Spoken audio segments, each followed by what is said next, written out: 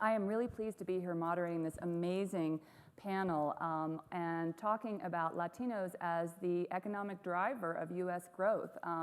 This is a very important topic economically and politically, and we have an incredible panel here. I'm not going to go over everybody's bios for you because I think that you have them in your app, but Saul, Monica, Henry, thank you all for being here. Thanks for getting up early and doing this.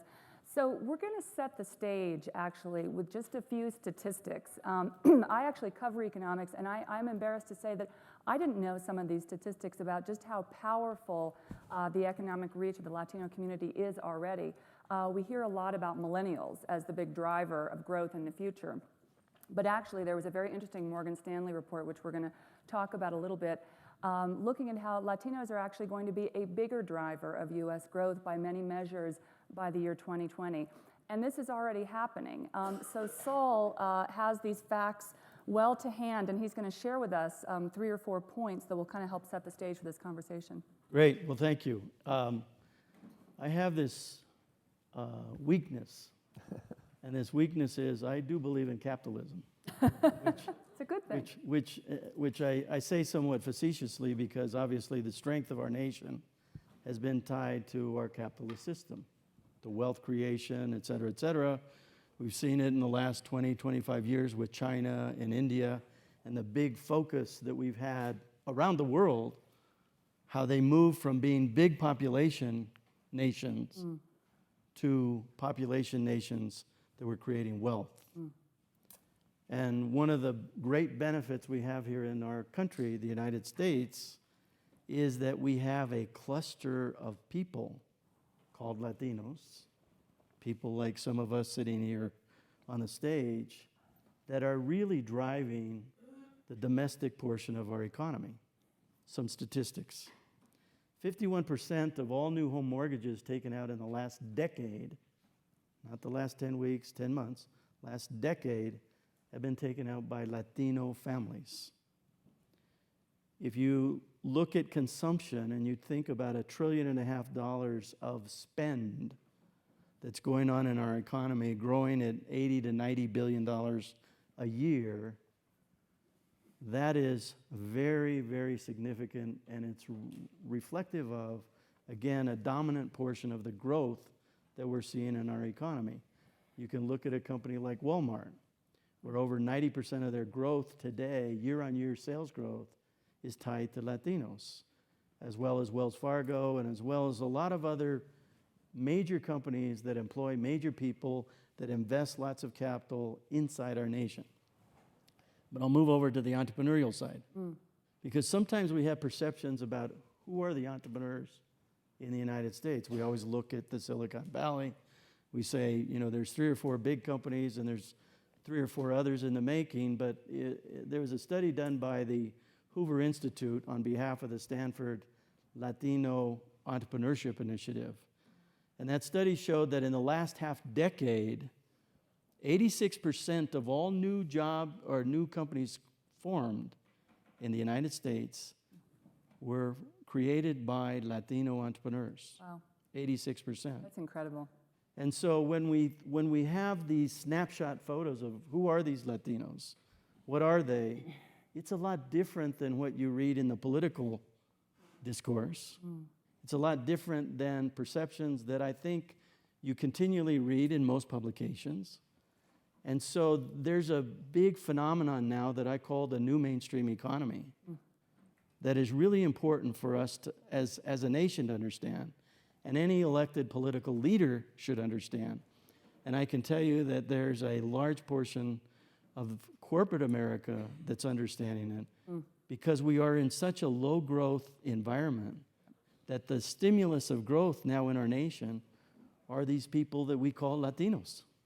I love that stage setting, and I'm going to pick up on all 3 of those topics, homeownership, entrepreneurship, and also what the corporate sector is doing and the consumer preferences of this group. Let me start with entrepreneurship because I actually wrote a blog recently about Hillary Clinton putting out a new plan to do some debt forgiveness for entrepreneurs. And this was basically a student debt forgiveness for students that would go to school and then come out and become entrepreneurs. And this really underscores the point that entrepreneurship by many measures, has been stalling in this country. Rates of entrepreneurship have been flat, but not amongst Latinos. And minorities in general actually have been very active as entrepreneurs. I'm curious, what policy-wise, from a government standpoint, from a private sector standpoint, what do these entrepreneurs need to grow their businesses and reach the kind of scale where they can really start being job engines? Monica, do you want to start with that? Sure, I'll start with that. Thank you, Rana. So it's very clear based on the data that Saul shared with us that the Latino community is very entrepreneurial and in fact has contributed to the creation of small businesses that have then contributed to the creation of jobs and contributed to the economic advancement of communities as a whole. What we find is that not only was small business creation outpacing other groups, but as we were coming out of the Great Recession of 2008 and 9, other small businesses were actually in decline. What ends up stalling the growth is that many of these are businesses that are formed by families. They are financed by friends and families, and they get to a scale that allows for them to contribute economically to their own well-being, but are unable to scale up. So it's interesting when you think about the gazelles of the new economy. These are companies that in a period of 3 to 5 years are able to double revenues, double the employment of their organizations. Latinos actually find themselves at the cusp of becoming gazelles. And what they don't have is access to venture capital, crowdfunding, the entrepreneurial ecosystem that allows you to go from being a small mom and pop and being able to scale up. So I believe that regionally, we've seen the kind of success at Silicon Valley, what they have in North Carolina.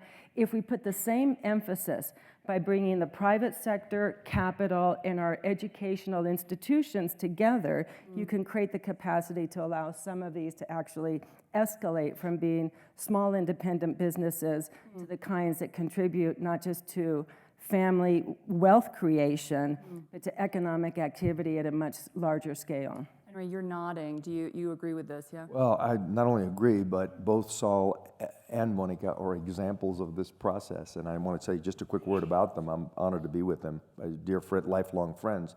But Saul was the head of U.S. West, which became Quest, and then ran the French telephone company as it privatized, and then the Australian telephone company as it privatized. So an example of the kind of talent, that economic talent, business talent that exists in the Latino world. Monica became the head of the family business, which was the largest Spanish language newspaper in the United States, and then rolled it up with major Spanish language papers in other major cities in the country and ran that.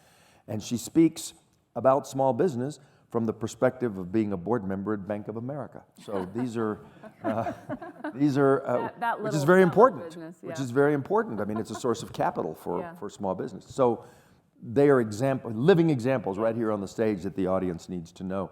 Now, I was shaking my head because I want to kind of transition just a little bit from pure economics to the larger question of the country's interest, which is more than economic. It's just well-being generally. Latinos today are 55 million people in the United States.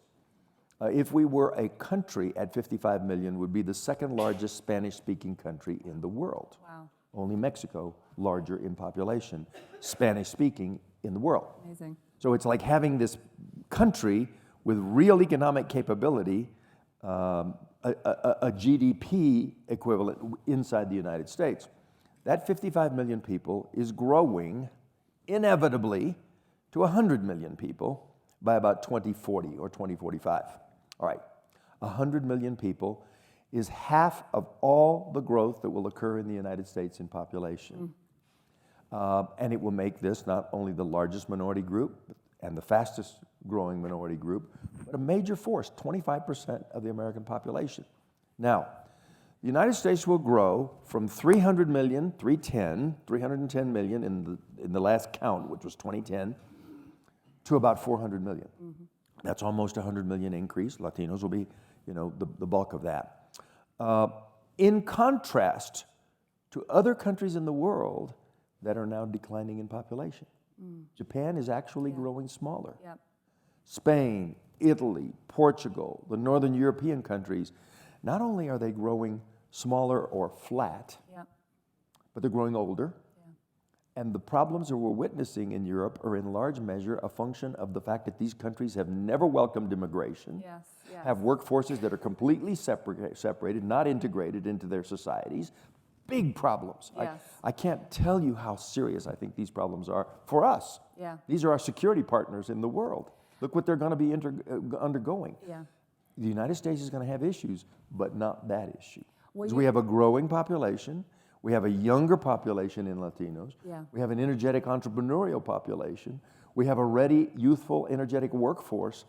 Latinos, it is not exaggerating to say, are really part of the answer to the American future. Well, so I'm so glad you brought this up. I have to say, as an economic columnist, I am always baffled by the debate around immigration because I can tell you factually, immigration is nothing but a good thing at a net level, at both the sort of the high socioeconomic level and the sort of working level. So how do we change the nature of the immigration debate? How do we bring this forward and say, look, the rest of the world is aging. Economic growth is basically demographics plus productivity. By having better demographics, as you've just sketched, the U.S. has this huge leg up. We need to flip this debate. I mean, how do we do that? Part of the way that we do that, in my opinion, you know, having managed big companies with big brands that serve tens of millions of customers, is that you have to start with the fundamentals of marketing, which is creating awareness, building the product, and packaging it and communicating it. And one of the things that the Latino Donor Collaborative, which Henry and I co-founded, and Monica was a founding contributor and investor in what we've done, is we've created a collection of Latino leaders around the country that are some of Mexican origin, Cuban origin, Puerto Rican, whatever, that all care about our country. And we have started looking at ways that we can work in building the Latino brand or rebuilding the Latino brand and thinking about it in a strategic way, which is why the three of us in some way are here. Do you have a slogan? Is there a new, what is the Latino brand? Well, the Latino brand needs to be associated with entrepreneurism. Yeah. It's about patriotism. Youth, energy. It's about, you know, the young people that are driving the economy. And I think the big moniker for me as a business person is, and as an American that cares about our growth in our country and our sustainability and our competitiveness, it's all about this new mainstream economy. And the new mainstream economy needs to be talked about in forums like this, needs to have stories written about it, much like the silence that we used to see about, I use China and India a lot as examples where nobody cared about China and India 25 years ago. Nobody covered it.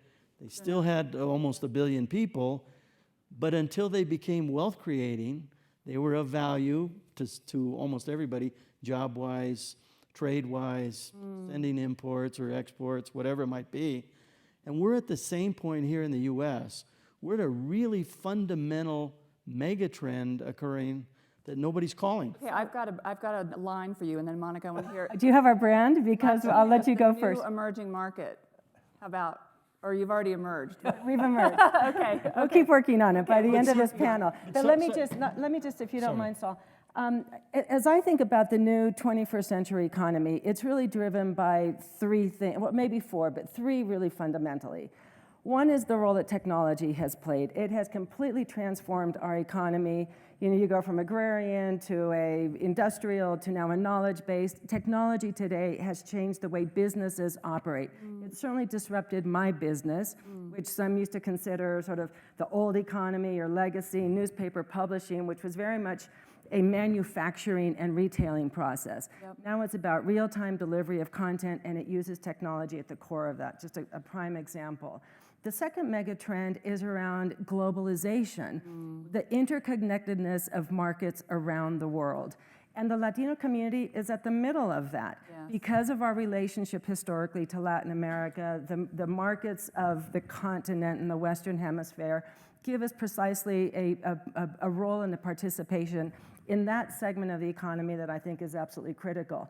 The third most important thing are these demographic shifts. And we spend a lot of time thinking about how the technology has reshaped our economy, how globalization. We need to focus on what it means to be in the middle of this demographic revolution. And as you said, and Henry and Saul so eloquently, when you look at the aging of the American population, people are very concerned about who will be the economic contributors going forward, because 78 million people are going to retire out of the workforce over the next decade. Who will replenish that workforce? The Latino community, as Henry said, because of our youthfulness, 75% of our Latino population nationally is under the age of 40. So they're in their family formation stage, they're buying homes, they're starting businesses, their kids have to buy school supplies. This is the consumer base that will drive the economy precisely because of the demographic factor. So when you put those three things together, I think it's inevitable that we are not the emerging economy, but this is the new mainstream economy. The new normal is tied to this community, absolutely. Okay. Rana, I want to go back to the brand question and Saul's framing of this as the way we go forward. And I think he's absolutely right, and I've signed on to the Latino Donor Collaborative with that spirit. But I think the last year has told us we have some other work to do, and that is to crawl out of the hole that we're in and put in the American consciousness and in the American dialogue. We saw it first a few years ago when Governor Pete Wilson in California decided to make a wedge issue out of Latinos and cast all immigrants in a negative light in order to win an election. Right?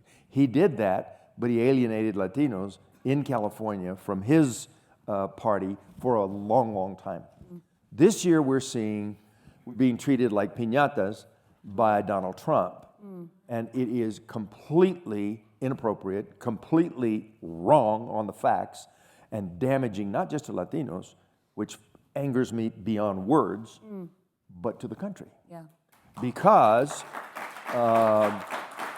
this is, I live in the Latino community of San Antonio. My wife is here. We live in my grandparents' old home, 6 blocks from where she grew up, a mile from where I grew up. And this is our world. These are the people who are around us. I hear voices on the street at night, and it's likely some of them came here days ago, right? The people we go to church with are Latinos from the community. And these are hardworking, these are family-oriented, these are faith-based people, these are entrepreneurs, as Saul has said.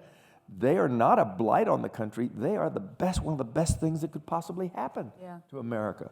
And to be grouped together, he was talking about immigrants when he said Mexico sending us their rapists and murderers, but it conflated to the entire Latino community, and people think of Latinos somehow as, it bothers me that America itself has not risen up and said, this is just wrong. We're not gonna engage this kind of politics. So that tells me we're still in a hole. People don't understand who we are. People are willing to accept these stereotypes and not really appreciate the value of what this will be. I have said it before, and maybe it stretches the concept a little bit, but I think this is the salvation of America in some ways. To have youthful, energetic, ambitious, future-oriented, tax-paying people coming in large numbers and growing families in an economy that needs it. What's wrong with this picture? It's baffling. Economically, it's completely baffling. Politically, Saul, you're a Republican, although I know you're not a Trump supporter. How can the Republicans sort of take back not only their party, but grab this demographic group and own it? This is, to me, such a missed political opportunity for the party. Well, again, back to this notion of brand. Henry just described how we're being characterized, how the media repeats, covers, inches or digits in a digital context. The way that we start changing it is for people to understand the value that's associated with the Latino portion of our economy, which is really driving, our economy today. We have to get that fact and data set out there, because the fact and data set that's out there today, it's like managing a product. If I have a car that has 20 recalls, or it's being perceived as having 20 recalls a year, when it's really only one every decade or every 5 years, I've got to overcome that. I've got to get the data out. We've got to talk about it, and we've got to work with the media industry, the entertainment industry, because one of the things that we have some research that we've done through the Latino Donor Collaborative, through Burstyn Marsteller and Hill and Knowlton. We've done 2 sets of research, and it shows that the perception of most non-Latinos in this country is that the perception is that more than half of Latinos that are here in the country today came here illegally. And then more than half of us live our lives in Spanish, and that's because we don't want to be part of this mainstream economy. And the answer is all of that is not factually true.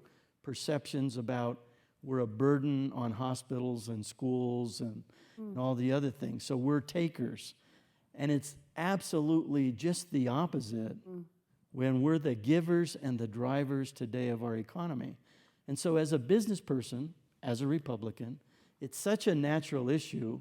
And I think right now that's why you're seeing this public conversation within the Republican Party about Trump does not represent the values of most Republicans, but he does represent the values of some.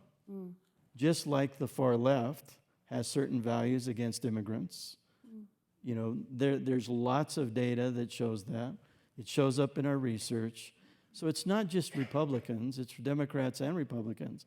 Because if I understand the value of Latinos and somebody's attacking the value, I should stand up and counter it with all the arguments. So it's not a unidimensional perspective here. Well, sign me. The next time I'm on CNN talking about immigration and Trump, I'm going to use the 86% new business startup stat. That's a fantastic stat. The next time you're on CNN and you mention your book, Makers and Takers, you should mention Saul's concept of makers, not takers. Well, that's the whole point of my book was to rebrand that concept, which I found so incredibly offensive. But that's for Saturday at 10:45 if you're interested.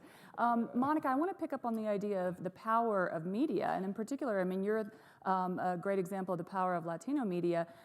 And how is that playing out in the global economy? You also made this great point of the Latino community being at the heart of this larger Spanish language sort of growth economy. I remember when I was in Europe as a foreign correspondent for 10 years, and at the time there was a term that was being bandied about, the reconquista of Spanish firms coming into the U.S. to sell to the Latino market. It almost seems like it's the opposite way, or how does that, is that an offensive term? Is that a useful term? How would you rebrand all of that? Well, when you think about the sectors of the economy that are growing and that have the potential to really deliver economic activity within communities nationally and locally as well, certainly Spanish language media is one of those sectors. So you've got everything from Univision and Telemundo, which is now associated with Comcast NBC, our company, which went through 3 phases of recapitalization, went from being a local business to a regional, then to a national business. Spanish language media speaks to a segment of the community that is very important. It has an important empowering agenda. One of the things I've always said about Spanish language media is that there used to be a concern that it had at its core a sense of constricting the activity of that population from participating in larger segments of the population. That it was about isolating communities by language from other segments of the population. There couldn't be anything farther from the truth. what we found is that, in fact, over 80% of all consumers of Spanish language media are bilingual, are fully proficient and able to operate in both languages. They prefer Spanish language media precisely because of the relevance and the content that speaks to the issues of importance to them. It is much more of an empowerment media versus solely entertainment media. So that is just one example of the strength of Spanish language media and the ability to actually provide tools and resources for people to follow the path that we're talking about here, which is a path of integration into the United States. How do I become a small business owner? How do I become a homeowner? How do I get my kids into college? What are the sorts of requirements that I may have to become a citizen and eventually to vote? So it is one of many sectors. I think on the other side of this, Rana, it's important to understand, as Saul mentioned earlier, there are some very important companies that can attribute their domestic economic growth precisely to this community. So consumer packaged goods, automotive, financial institutions, home building, exactly. These industry sectors would not have the kind of growth that they see today if they weren't investing in the domestic Hispanic consumer market. Just to give you a couple data points, again, as you're... I love it. You're the data guy. I'm calling you for data. This is how businesses run. You have to run on data. One of the interesting phenomenons is that we, again, I use China and India as the example. All publications, any of the news media, they always feature a story once a week, once a month, whatever their publications are. When we talk about growth in the United States and slowing growth, GDP growth, 2 quarters ago, 0.7%. I don't think they've updated the most recent quarter. That is anemic for those of us that have grown up used to 3, 4, 5% GDP growth. Yeah. To me, it's almost shameful as a business person. Yeah. So I look at it and I think about this new mainstream economy. But also when we think about domestic growth and we think about jobs, not at the 100,000 foot level, one of the main creators of jobs are exports. Okay, so now let's go back to China. Who gets all the ink? China and India. Who is our second largest export market in the world for the United States of America? It's Mexico. Now, so how often is that talked about? Right. And how often is it talked about in terms of as a job creator in the United States of America? And we can go into Latin America. So if you look at exports to Mexico, they far exceed those to China. Yeah. If you look at Latin America, Mexico plus, you'd start looking at almost 3x the export volume than to China. So as a business person, when you think about who are the big markets, where do you want to go make your profits, what's the easiest access, transportation, cost to serve, all these things, as a business person, I look at it and say, boy, people aren't covering the data, they're not covering the story in terms of a true economic story. Well, it's also worth noting that net migration from Mexico is actually flipped. There are more people that are going back than are coming in, which is an important part of this immigration. Which leads me back to your immigration a question earlier, and immigration, as you just mentioned it, and I just want to say a few quick words to this group. We have to fix our broken immigration system. We have to do that. Immigration has become a hot button in this election, and not just Trump, but it is legitimately a front burner issue with many Americans. The traditional kind of 3-part strategy on immigration, which is a consensus, in fact, it was the core of the bill 3 years ago in the Senate that had bipartisan support and came within a few votes of passing, are 3. 1, border security. We're a sovereign nation, should protect our borders. There are systems for doing that, short of a wall, and there's also E-Verify within the country that is actually more effective even than border enforcement, because if people can't work, then they don't come. So That's legit. Secondly, there is what's called legalization of those who are here undocumented today. We have about 11 million Latinos, 12 million total undocumented in the country today. There's very little likelihood we're going to deport 11, 12 million people. We had a very difficult time. Want to. We had a very difficult time deporting one little boy, Elian Gonzalez, a few years ago. So how we deport 11, 12 million people? How many buses? How many concentration camps? How many prisons have to be set up to handle? It's not going to happen. How many billions? How many billions of dollars to do it? So the country has to come to terms with the reality. And that legislation called for a process of legalization where people could be here legally, not as citizens, be here legally with a work permit. It allows them to come out of the shadows. It allows them to be part of the economy. It allows them to be able to go back and forth and visit family as human beings should be able to do, right? And then the third piece of the legislation, and conceptually the third piece of immigration reform, is a path to citizenship. Well, why is that important? Because we've never had in our country a program in which people could work but could never become a citizen for the long run, a second-class status, an American apartheid. We've never done that before. So a process was set up that was very rigorous. It involved 13 to 15 years, 13 at the shortest, 15 more likely, that involved paying taxes, learning the language, a demonstration of abiding by the country's laws, paying a penalty, etc. That's the right framework, and that's what we have to be about. I think that this is such an important point. Monica, you go ahead, and then I'll jump in. Well, you can. What I want to make sure that people understand, though, is that population growth in the United States within the Hispanic community is not driven by immigration. Yeah. These are native-born Americans. And we need to get away from, I think, the misperception that, in fact, we are a community primarily composed of immigrants and primarily composed of illegal immigrants. 60% of, it used to be the flip, but today more than 60% of our entire population are Americans by birth. And that gives us the right, the opportunity, as well as the obligations to participate fully in this society. Having said that, I think there is a real concern around the role that immigrants have played, and the best argument for us is precisely the economic argument. Not only the hardworking, ambitious, optimistic, but the great countries of America have been founded by immigrants who came to this country.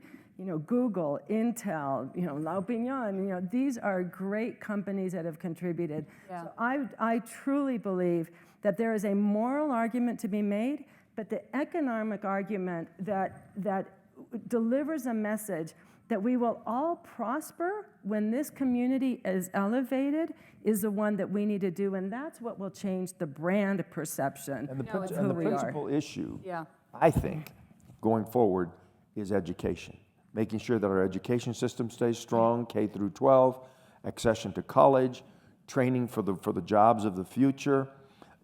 Because the one way that we'll be certain that we that we miss out on this opportunity of this Latino population is by leaving people undereducated and allowing our public schools to slip and not allowing people to finish school and those things. So I think it's critical. I frequently say, we know we're going to be large. We're 55 million today, going to 100 million.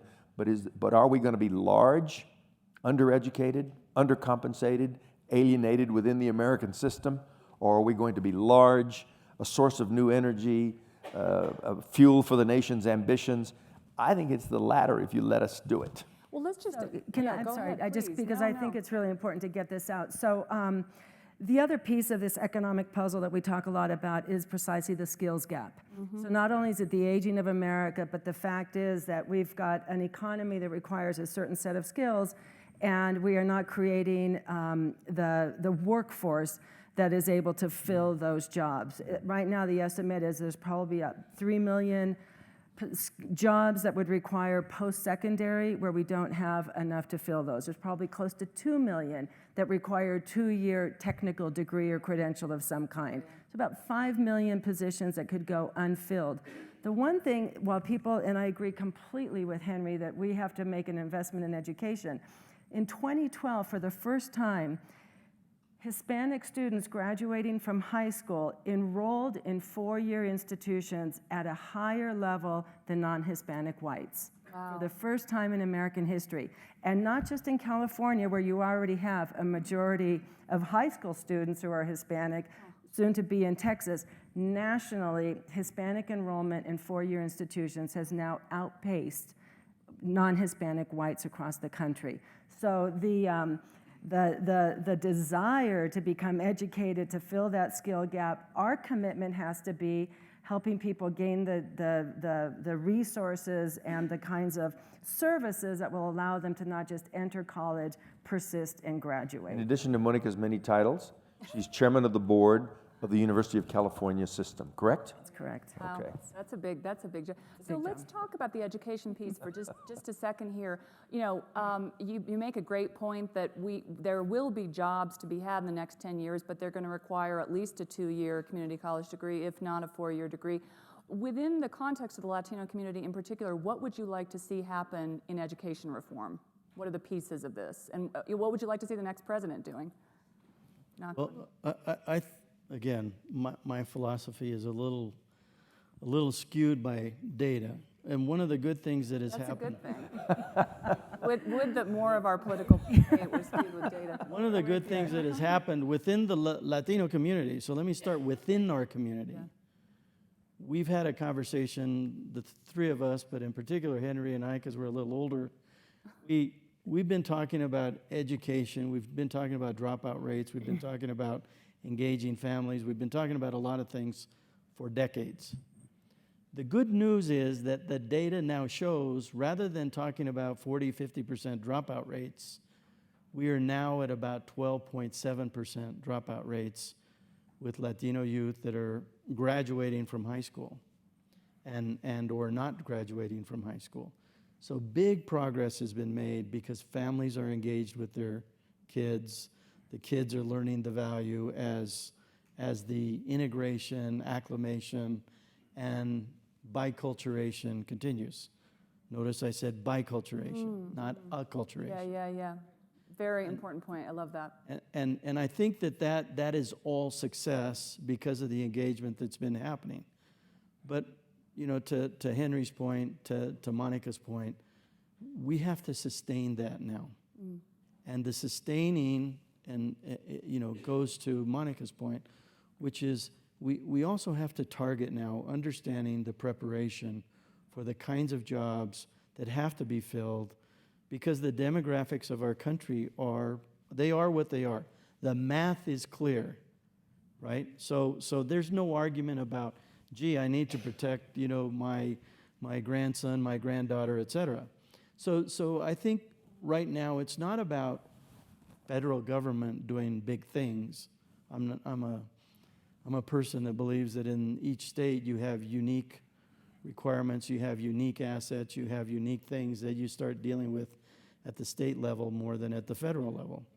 And that may be a difference of opinion here on the stage, but the point is that it's about sustaining it for the communities that you have, the kinds of jobs and companies that you have, and the entrepreneurship that's occurring right before your eyes. So I want to open up to questions. We've got about 10 minutes left, but let me ask you to do one flash round first. So I personally am now sold on this idea that the Latinos are the economic engines of the future. They are young. So when we talk about millennials, in many ways, we're talking about the Latino community. Let's go quickly down the row here. Give me one sort of political shift that you think that this is going to facilitate, and one consumer shift that we should be thinking about. What should companies be thinking about that are going to try and sell to this new millennial Latino audience? Just very quickly, political shift. I think you're going to see a good deal more Latino leadership talent coming to the fore because it's in the numbers, it's in the population, it's in the people who, we have 6,000 local officials now in school boards and county commissions and state representatives. So I think you're going to see us involved in the political leadership of the country a good deal more. Okay. In fact, you know, we had 2 presidential candidates this time in Cruz and Rubio. vice presidential candidates on both sides. We're moving pretty fast on the political side. Okay. I'll leave it with that. Okay, Monica. Yeah, I think on the political front, I mean, clearly what we're seeing is higher degrees of engagement. And Latinos, for the most part, historically have not been affiliated by party partisanship.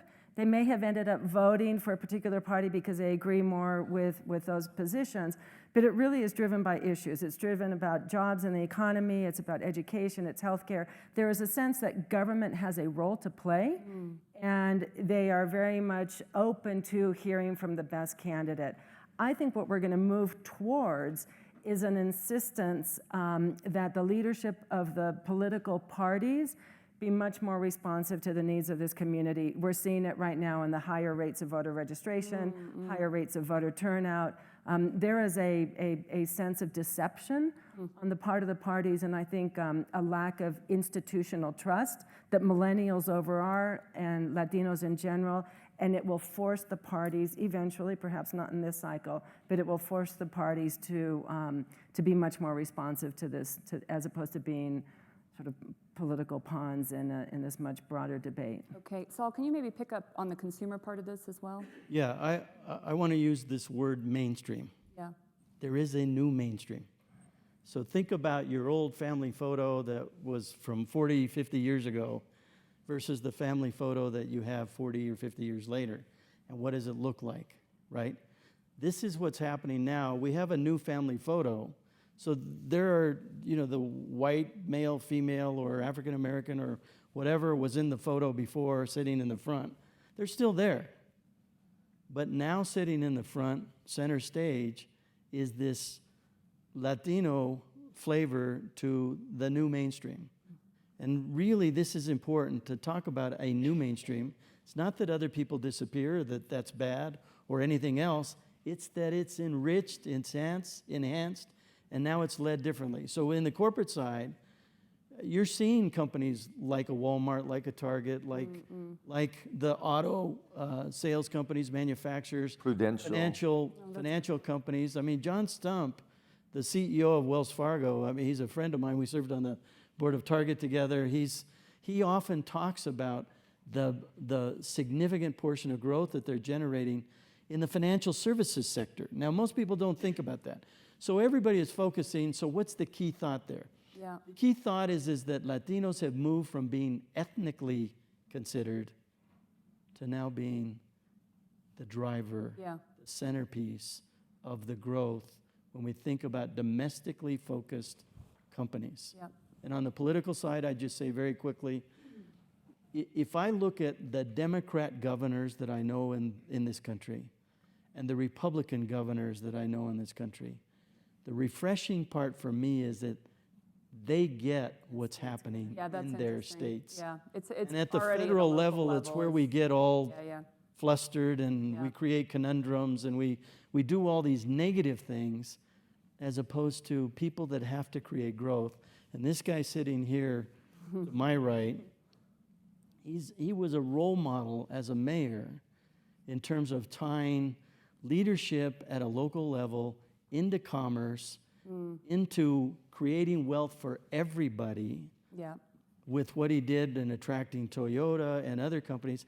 And that's more of what needs to happen, where you think about it as an ecosystem strategy as opposed to that an is event. happening. Solutions are happening at the local level. Okay, I'm sorry, we've talked so long. We've got a couple questions. One here.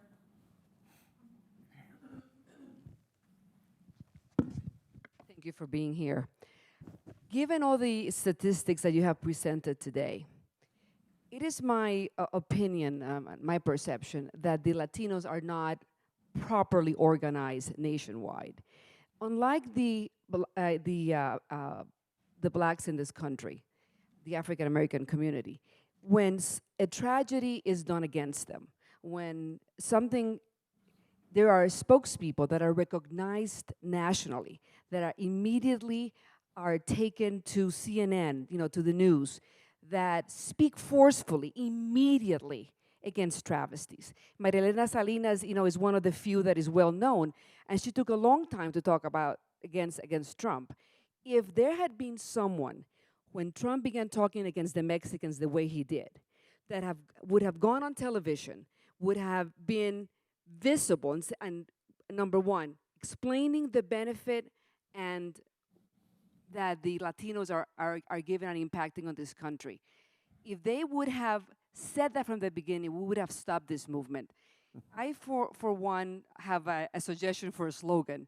I would say Latinos adding to the wealth, because it has to be presented on a positive fashion. And one of the problems that the Latino community has is that there are many different types of Latinos. It cannot be a spokesperson that is just represented from one party. The Cubans in Miami would not be today what it is if it was not for the Cubans who came and made it what it is today.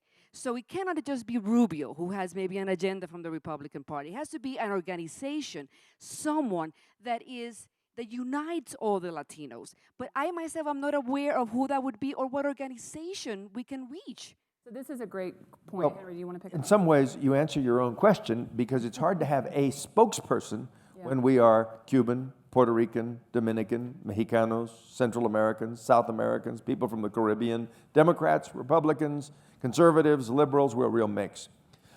People did try to answer Trump, but it's hard to answer a person who has the megaphone of a presidential campaign. Yes, you do go on CNN, but you can never answer the wall-to-wall coverage that Trump got at that point. I was on TV, but it's a little tiny, piece of a drop in the ocean, in terms of the coverage.